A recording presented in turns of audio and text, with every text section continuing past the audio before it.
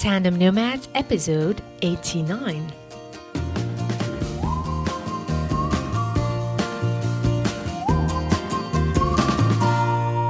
Have you ever asked yourself these questions? What is my legacy? What is my purpose? What am I set to achieve in my life? What is my vision for this world? And how can I contribute to it? Hello, Nomad Nation. This is Emel Deregi. I'm your host and a business and marketing coach and the founder of Tandem Nomads, the entrepreneurship platform designed to help expat spouses around the world turn their career challenges into a successful, portable business. In the previous episode, I shared with you my 3 pillars to build a system in your life and your business to be inspired, creative, and on top of your game.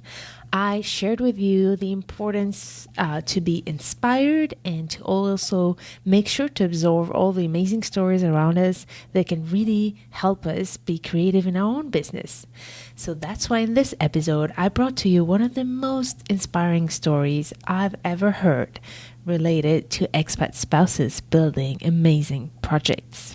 I'm going to share with you in this episode the story of the Shell Ladies Project.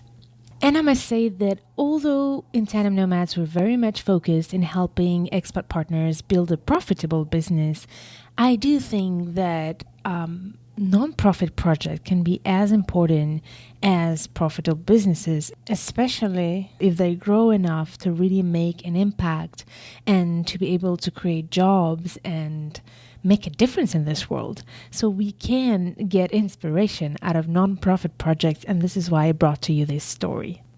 Also, I have been really looking forward to share this story with you because for me it illustrates the power of starting small while having a big vision, and this can be really inspiring for you in your business or NGO. It does not matter what you're undertaking. I think that's one of the magics of really believing what we're doing, but just starting with what we can do.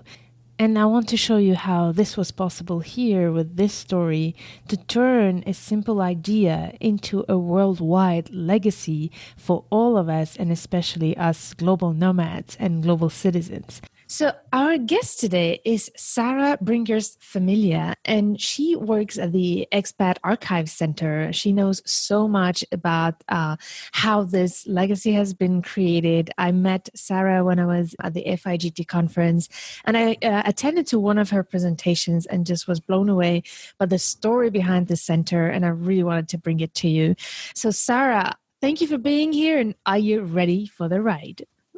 Thanks for letting me come. I am ready. Fantastic. So Nomad Nation, Sarah, as I mentioned, works at the part-time at the Expat Archive Center, but she also has an amazing global nomad life that I will let her talk about because there's no way to summarize it. But if you want to know more about her on top of her work at the Expat Center, she has also in her past done everything from export manufacturing companies working there to being a homeschooling stay-at-home mom to working full-time in marketing, and currently on top of the Expat Archive Center, she serves on the editorial board of the High Rate magazine, which is a nonprofit digital magazine and podcast that explores migration and homecoming via the literary, visual and performing arts. Very interesting. And Sarah also blogs about her international adventures at castelluzzo.com in search of a dream to call home. So Sarah, I tried to summarize a little bit about who you are. Is there anything I missed? And tell us a little bit about your story. Okay. Well, I think you did pretty well hitting all the main points. The where are you from question, I usually answer with California. That's where I grew up. And I always was fascinated with other cultures. But the first time I got to actually go abroad that I remember is my last semester at university. I went on a study abroad to Syria. And it just opened my eyes to the fact that there's this huge world out there. And so I always, since then, have been looking for ways to get abroad and trying all sorts of different ways with varying degrees of success. So Probably the most interesting thing that I did along that lines is I figured out somewhere online that my husband was eligible for Italian citizenship through his great-great-grandfather. So I collected all those birth and marriage certificates, and we moved to Italy and presented them at the city hall in the little town where his great-great-grandfather was born.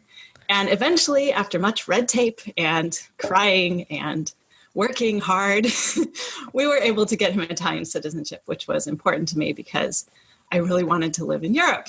And so now, eventually, after many other parts of the story, here we are in Amsterdam.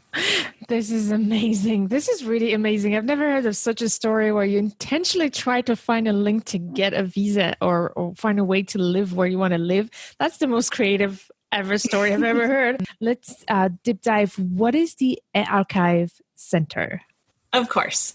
So the Expatriate Archive Center is a nonprofit, independent, private archive. So it's not affiliated with a government.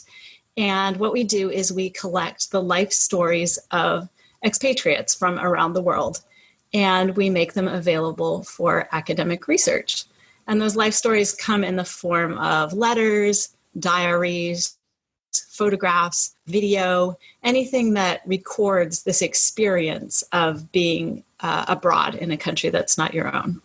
Wow. Okay. So could you tell me right now, it's going to be like a kind of test question, but really, I want to know, why do you think it matters to collect these stories? That is a really good question.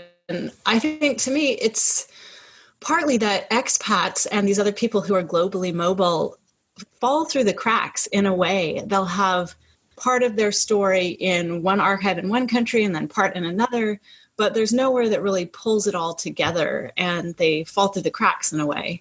Mm-hmm. And the research is really important because it is often research into what makes it difficult for these families and individuals, and what can be done to help them to make things easier. A lot of times companies are interested in the research, or parents want to know, how can I help my kid who is bilingual or a TCK or in this different culture? What can I do to help them? And so that research directly affects people's lives when we find out what can help expats and what are the things that are important. Yeah.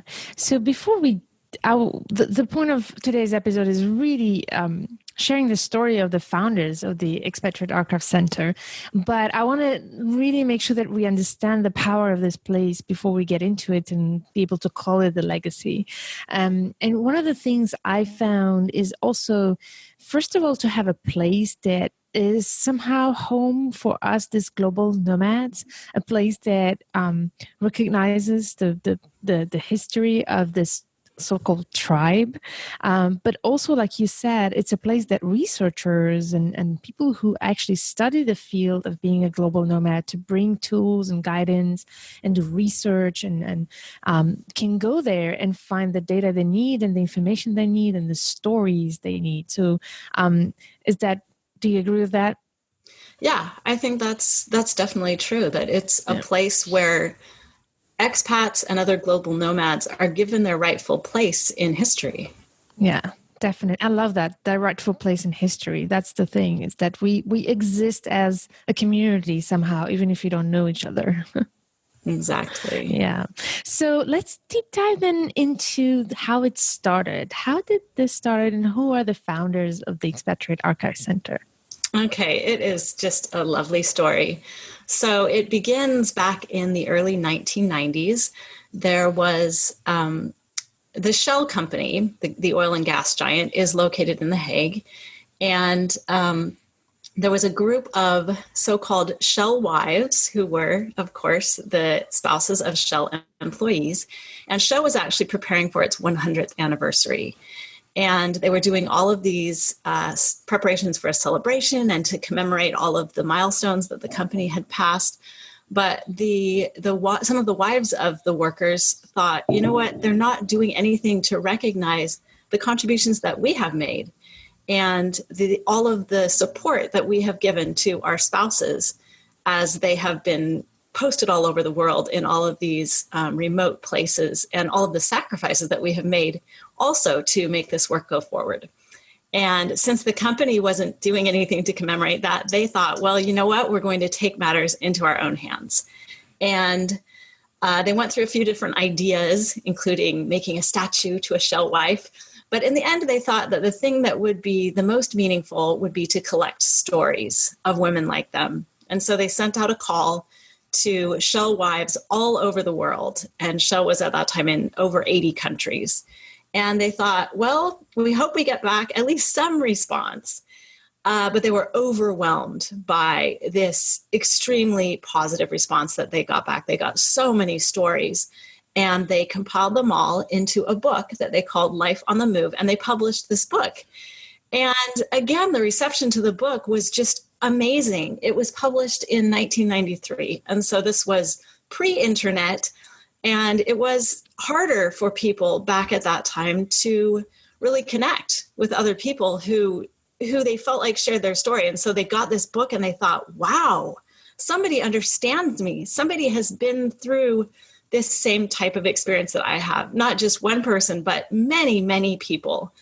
And the book was so popular that they followed it up in 1996 with a second book called Life Now that also included more of these stories.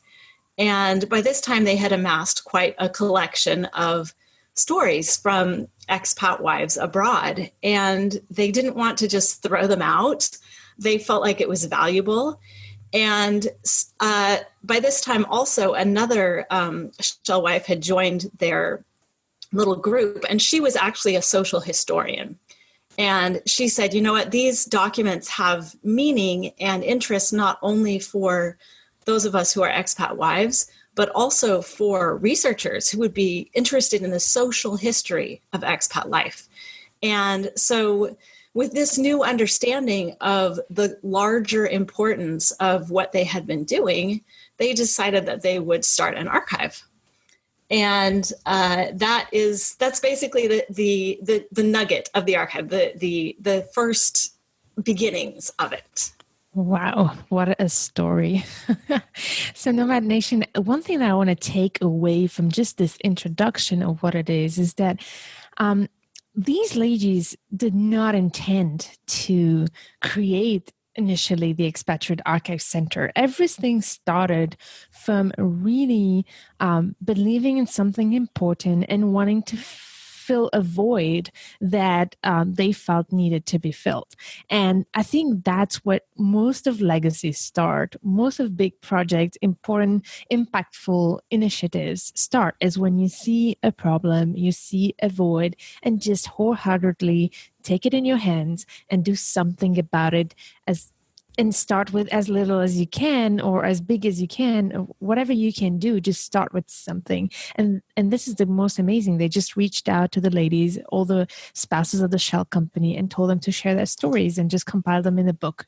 I know there's a lot of work behind it, and look how that has transformed into what it is today. So tell us how many people today work there, and I want to measure somehow the impact that the Expat Archive Center is having today.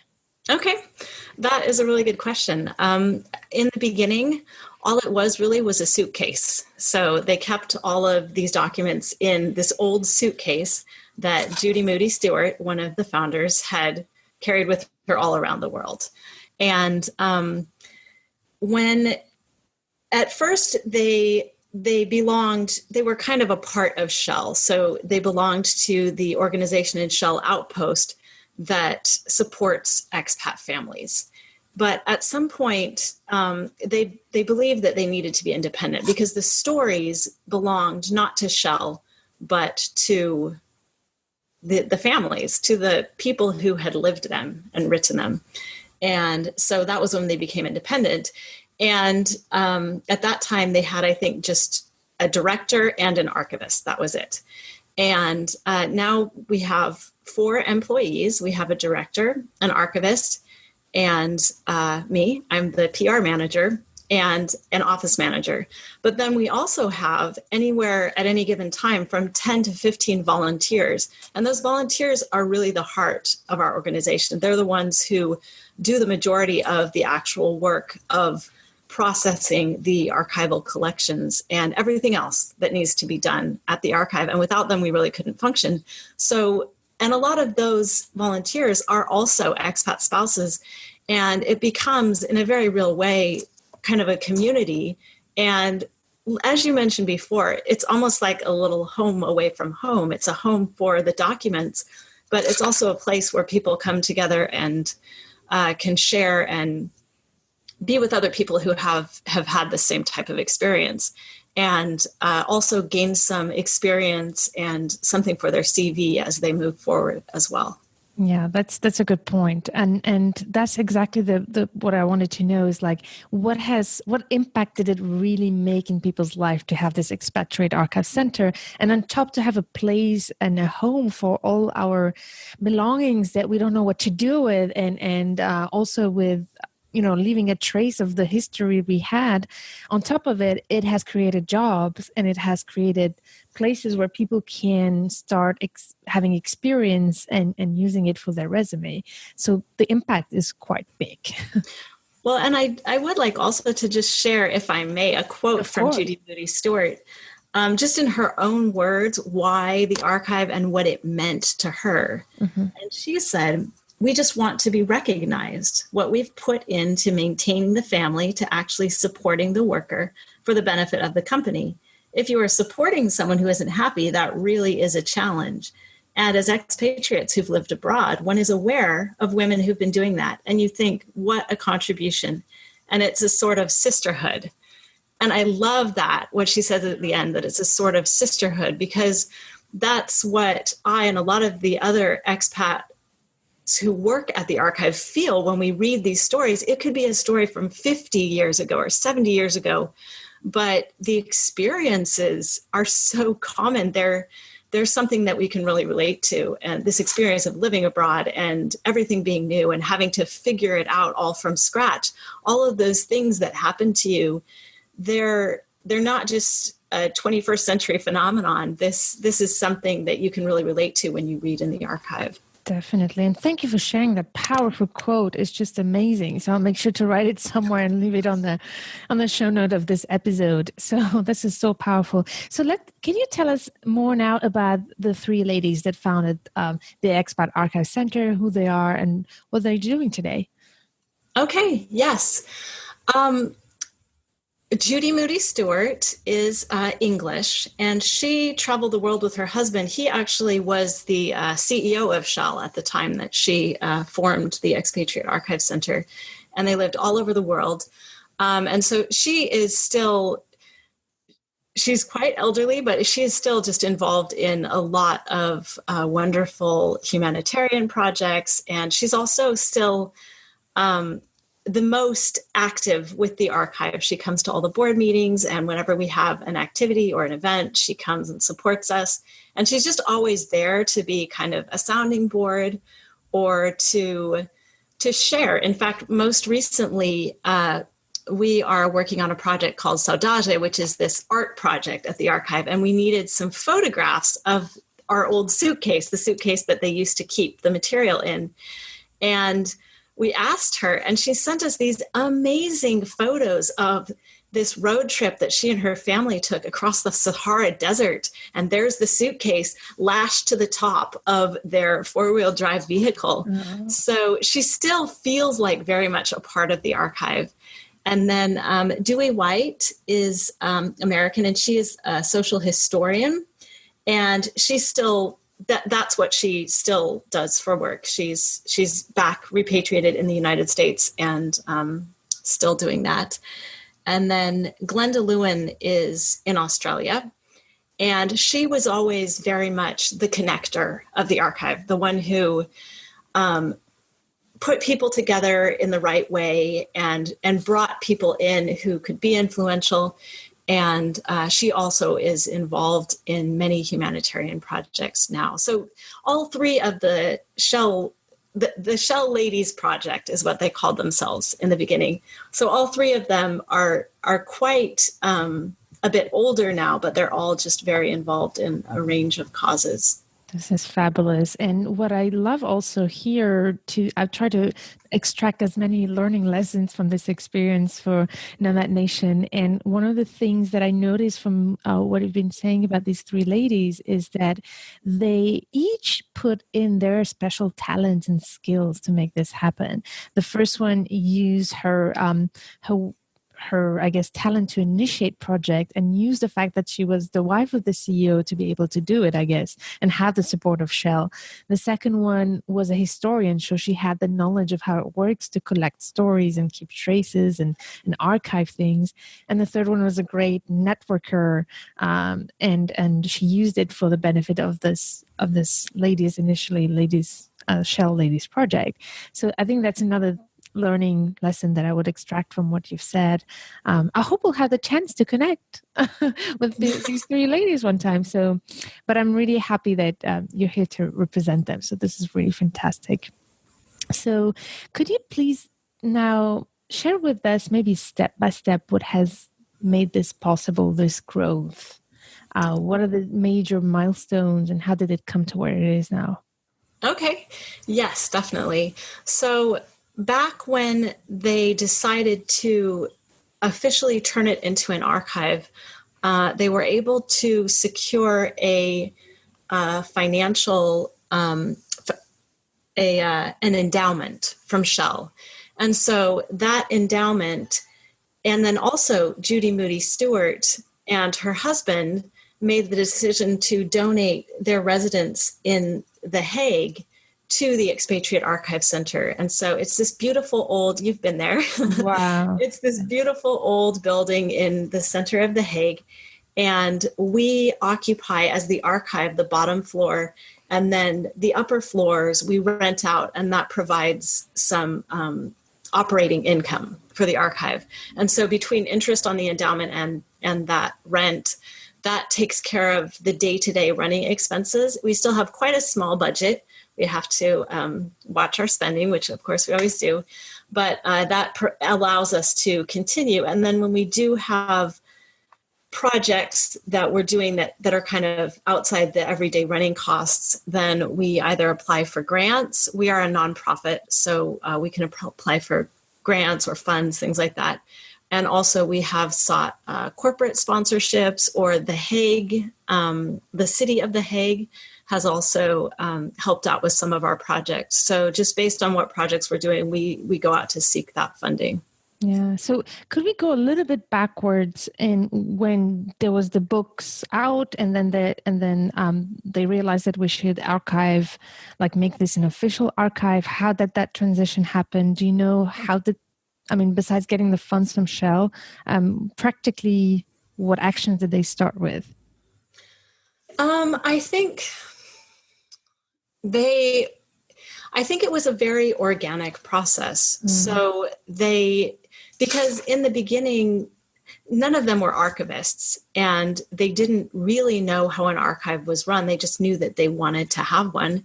And so they started keeping all the material together. They researched, they found a program to serve as the software, the management system, where they could enter all of the items that they had in the archive and organize them in the computer system.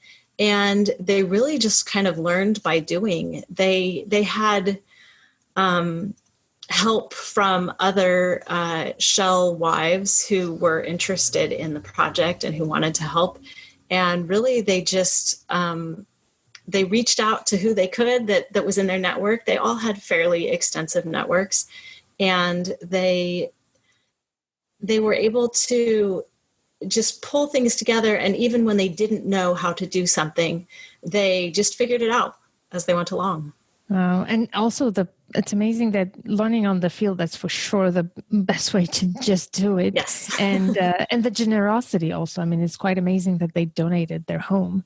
Yes. Well, I think it's a testament to how important it was to Judy Moody Stewart and how much she felt like it needed to be preserved. It needed to survive. Yeah. And she was willing to donate in order for that to happen. This is absolutely amazing. So when do you think the major birth happened? When do you think it really suddenly became what it is today? Well, we had in 2008 was when it officially became independent, when they registered it as a stichting, and when Shell gave the endowment. And so I think that's when we count as the founding day. Mm-hmm. But I think it was April 10th, 2008. And I think that April 9th, sorry. And I think that it has been after that, though, a gradual process of professionalization, because at the beginning, like I said, they didn't know how to run an archive, and they did a fantastic, just a fabulous job of putting it together. But then in the interim, during these 10 years, it's been a process of further professionalizing it and turning it into something that is really useful for researchers. And that's been very much little by little. We're right now in the process of finishing up writing all of the procedures and for how everything will be archived, how it will be named, the procedures for anything from the numbering system that we use to all of the keywords that we use in order to make it accessible to researchers. It's very much just a process of thinking through, okay, this is what we want the end product to be. So let's go back step by step and see what we need to do to make that happen. Wow. So could you tell us again, how do you fund yourself? So we fund ourselves by this building that was donated to us. Actually, the majority of the building is a lovely apartment that we rent out. And so the rent from that provides a good portion of our operating expenses. And then also this endowment from Shell is still invested and managed by Shell, but we are able to use the interest in order to also fund the archive. And then for extra projects beyond like paying the rent and paying the employees and keeping everything running, then we apply for grants. Yeah, that's amazing. And you then have, like you mentioned at the beginning, a huge pool of volunteers. And it's amazing how many volunteers have been coming in and out and helping and making this getting bigger and bigger. So is there any advice, and how do you make sure to first of all, get volunteers come to you, and second, keep them engaged and make them still motivated to help you, even if it's for free? That is a really good question. And it's something that we work very hard at because we're aware that we don't pay them. And we're actually very lucky in that we usually have a waiting list of people who would like to volunteer at the archive. And I think that one of the reasons is that it's very unique. It's different from a lot of volunteer opportunities that you can find because it really requires, it's not just photocopying, or it's very work that is intellectually intensive. So there's a lot of research that our volunteers need to do. They need to be comfortable with ambiguity and with figuring things out. And also, I think a big part of it is the atmosphere that we cultivate. It's a very international working environment. It's very warm. We try to be friendly. We all eat lunch together, and we have these fantastic lunch conversations that are just great. We have people from all different countries, and just hearing the perspectives, it's wonderful. And then also we always keep a lot of chocolate in the archive. Oh, that's the secret. I didn't get that chocolate. Come back, and I promise you chocolate. Come back next year. I didn't volunteer, that's why. Exactly.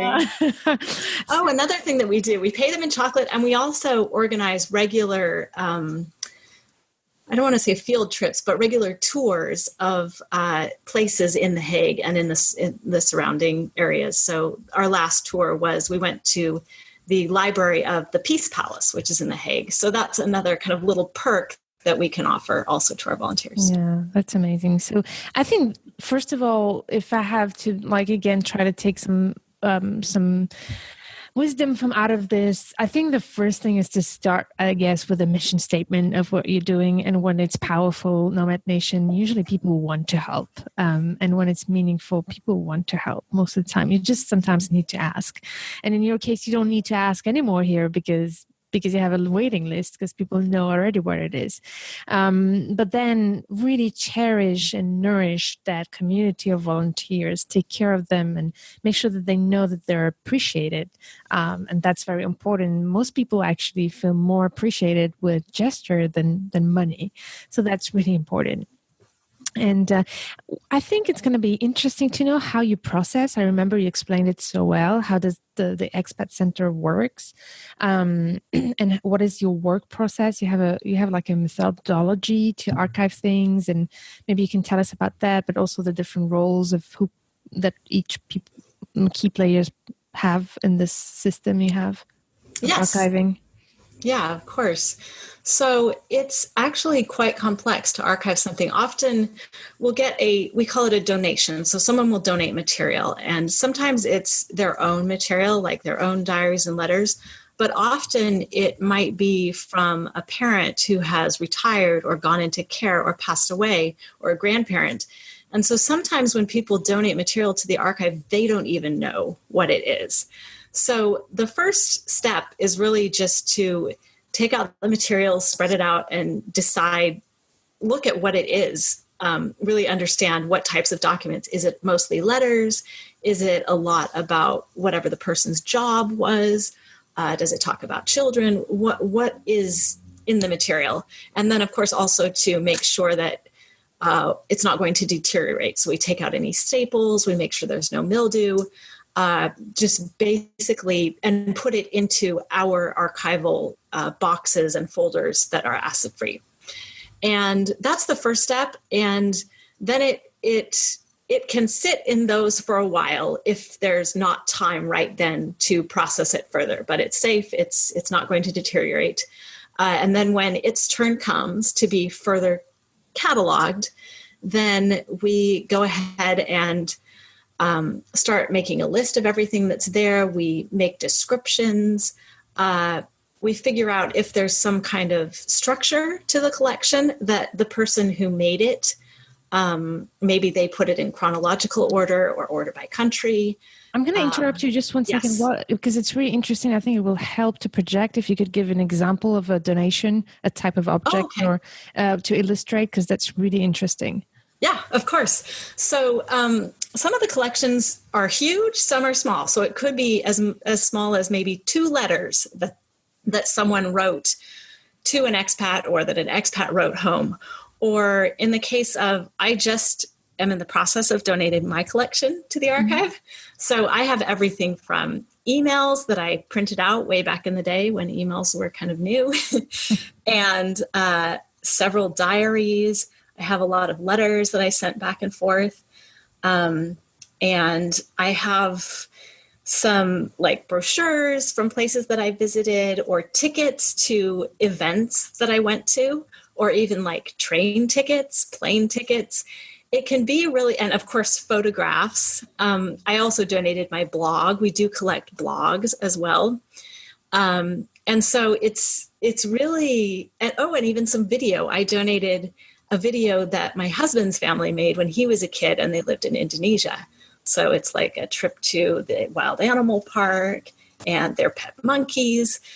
So really a collection can be 5 boxes, or it can be very small. But that's the type of material. Or digital, I noticed. Yes. You have digital archive too. Yeah. And in fact, further along down the process, so once everything is all described, then it also gets entered into our system, our computer system, and it also gets scanned. So every single document gets scanned, and then that scanned record is linked to the descriptions of it in the database so that it can be found. And then everything is given, the physical material is given those same numbering and put into the physical archive. And so then researchers can find it both in our online system, in our computer system, And then also they can access the actual physical material if they need to. Sometimes they just read the digital material. So in a sense, we also accept digital material, but we do digitize all of the physical material that we receive. And so really the whole collection, at least it's not digitized yet, but everything will be digitized. We do not collect anything that is not paper-based. And so we do have people donate, say, like audiovisual material, but what we do is we have that digitized in an outside source, and then we give the originals back of that digital material to those people, because it takes completely different conditions to keep, say, film or those types of things safe. And we really only have the resources for paper-based product. And the same with if people have objects, say like a little statuette or money that they collect in another country, we unfortunately don't collect those types of objects. It's all, because it's an archive and not a museum, it's all based on written sources. So even photographs, we only will collect if they also have some kind of written description so that we know what they are of. Yeah, I can understand that. So now it's clear. And so maybe one day it will move into a museum. Who knows? Exactly. Well, and if people don't or try to donate things that we don't accept, then we do try to help them find another location that would accept them. So if it maybe there's part of the collection that doesn't deal with expat life, or if they do have objects, then we have connections with other museums and archives, and we try to find a home.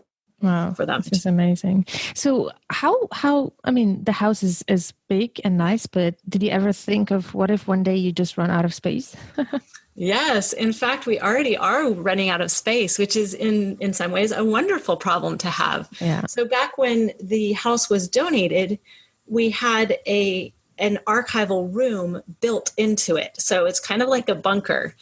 No windows, it's all made of concrete so that it can be well insulated, and the climate and the temperature can be monitored. And so we actually have already outgrown that. It's full. And so the material that is less often used, we keep at another location that has the same types of control over the climate and the temperature.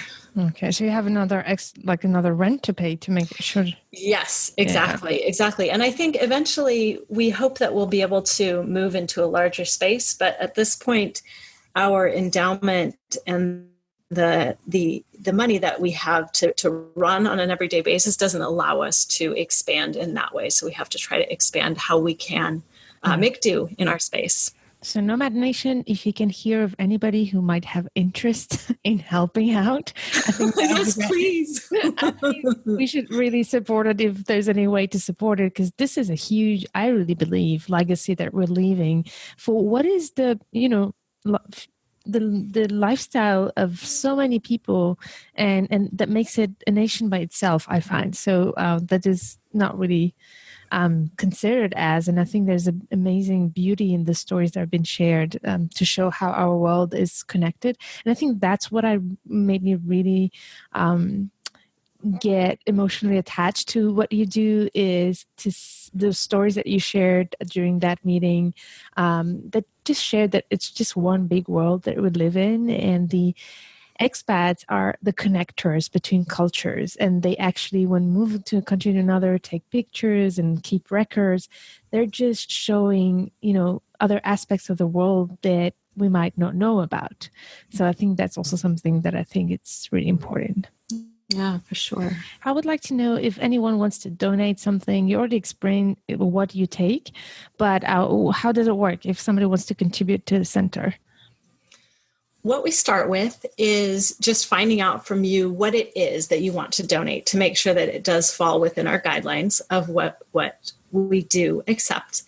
And then if we determine that, yes, it is a good fit, then we have a special donation agreement that you fill out that just tells about you and about the piece, and that where you lived and when you lived abroad, just all of that important information. And then you just agree that you are donating it to the archive, that it can be used in academic research. And then we have an agreement with a shipping company that ships from all over the world. So they'll ship it to us for free, no matter where you live. So that is really helpful for us too. And that's a way also that we cover costs by trying to make partnerships with other companies that realize the value of what we're doing and that are willing to provide us in-kind services, either at a discounted rate or for free. So that's really helpful also. So then, once it arrives at the archive, then we process it. So where's the best way to reach you? You can either contact us on our website. We have a contact form at expatarchive.com, or you can just email me. It's pr@expatarchive.com, and that's expat just with the X, without the E at the beginning. Okay, so Nomad Nation, I'll put all these information in the webpage of this episode, so make sure to check it out if you're interested.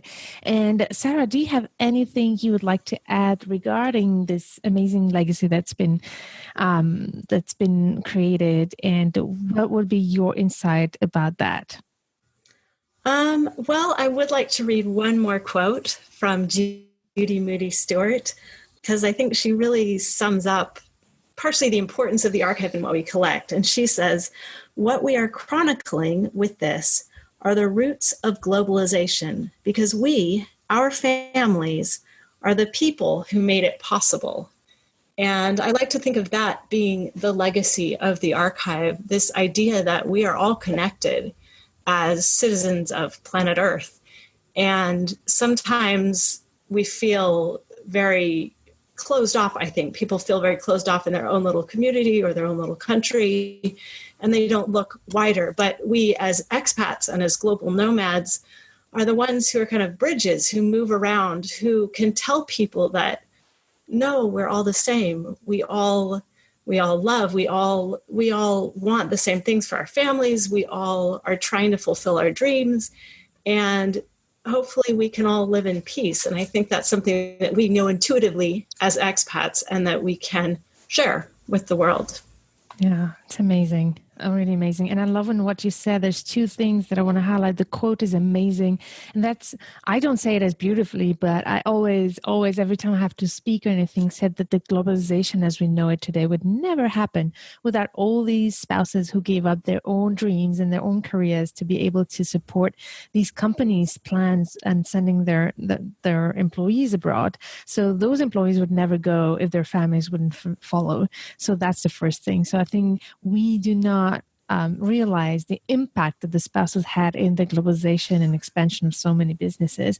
That's the first thing. And the second is this interconnected world that the Expat Archive Center is having this huge role to play here too. So you've seen so many, letters and books and things like that. So is there like a book related to this topic that you would recommend to the Nomad Nation? Yes, I do have a book that I would recommend. It's a book that we at the archive wrote a chapter for. It just came out at the beginning of this year. It's called Global Mobilities, Refugees, Exiles, and Immigrants in Museums and Archives. And so it's fabulous. It has stories of archives and museums all over the world that you probably have never heard of because maybe they're small like us, but it's just wonderful to see mobile people represented in so many ways. And so we have a chapter about the archive in this book, and it's really a lot along the lines of what we've been talking about this legacy that the Shell Ladies Project left, and the way that, even though they wouldn't have maybe viewed it as a feminist undertaking, the way that they really were kind of writing a counter history to this history of the company being so important, and this idea that they had also made a contribution. So that's really what the chapter is about the fact that history needs to also include those who supported and those who helped and those who came with and made it possible behind the scenes. That's amazing. And I think you mentioned that you had a quote about this topic. Yes, it's this wonderful quote. I feel like a lot of times people think that expat life is this endless vacation and just all wonderful. But there is the other side that is important to also tell. And we have in the archive a lot of stories of homesickness or of the negative things that can also happen. And it's important to have this kind of balanced view of how it is. But this is from an expat. This was actually included. She sent it in as for one of the books that were written originally that the archive's based on. And this is what she says. Life here is good, but there is another side to this scenario, one which is rarely appreciated by visitors who come for short stays and see only the picture postcard sunsets, the golden beaches, and the sporting facilities. There's a strong sense of isolation, since the only way in and out is on the turboprop Fokker friendships, which fly to and from Cushing via Bintulu's small airport. The small expat community can be very claustrophobic. Missing the folks back home, be they young children at boarding school, students coping with further education, or elderly parents falling ill, can sometimes induce awful depressions, and everyone needs to be very sensitive to her neighbor's problems and ready to lend a friendly shoulder to cry on when the going gets tough. Wow, this is so powerful. I'm sure that a lot of you here in Nomad Nation who are listening to this relate in a way or another to this powerful quote. So this is really amazing. Is this book available on Amazon?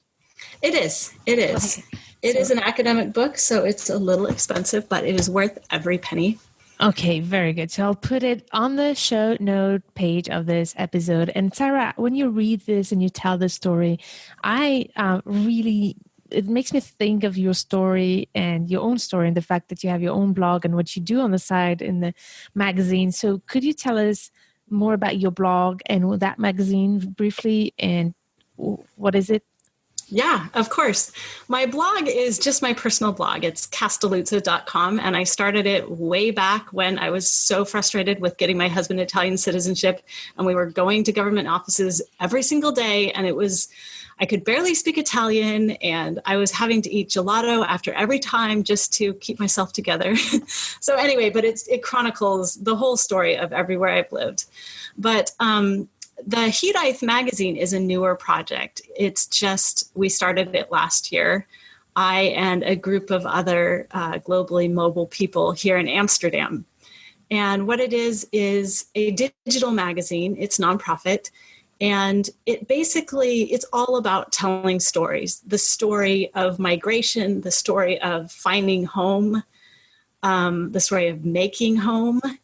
And it's very much this heart project for me. And so we have poems, we have essays, we have art, visual art. And we also, if you happen to be in Amsterdam, we do events as well a few times a year where we do storytelling, live storytelling, music, sometimes poetry, art. And then we also have a podcast, and the podcast might be my favorite part because we interview people from all over the world who are just any type of migrants. So it could be a refugee, it could be an expat spouse like you, it could be just anyone, a student, or even sometimes TCKs, just someone who has had to find home elsewhere. And that's what Hiraeth means. It means longing for a home that no longer exists or that never was. Mm-hmm. And so it's all about exploring these concepts of home and what it really means when you don't have a fixed place that you've always lived. How do you make home? How do you find home? What is home? Wow, that is so interesting. I can see that you live your global nomadic lifestyle in every way, in every way you can. This is so interesting. So, Hiraeth, how do you pronounce it again? Hiraeth. It's actually a Welsh word, and I'm sure all of us mispronounce it. So I'm sorry to any Welsh listeners. Please call in and tell us how it's. How did you find this name, Hiraeth? It actually, Monica. Who was kind of the founder. She brought a group of us together and said, hey, let's start this. She came up with the name. I think she was just searching for words that had to do with home. And so actually the funny thing is saudade, which is the name of the project the archive is doing, has a very similar meaning. It's Portuguese. And it's this longing for something absent, something that you can't have. Wow, this is amazing. So I'm going to put all of this on the webpage of this episode. And thank you for that, Sarah. Thank you. It has been just a pleasure to speak with you. Oh, I loved it. So, the Nomad Nation, I hope that you enjoyed this episode and make sure to check out the show note page with all the information you might need. So, thank you again, Sarah. This is so inspiring. Look forward to following your journey. And I yours. Thank you. All right, Nomad Nation, I'll see you at the next episode where we will talk about how you can make your business portable and what is actually a buildable business. So stay tuned to turn your challenges into great opportunities.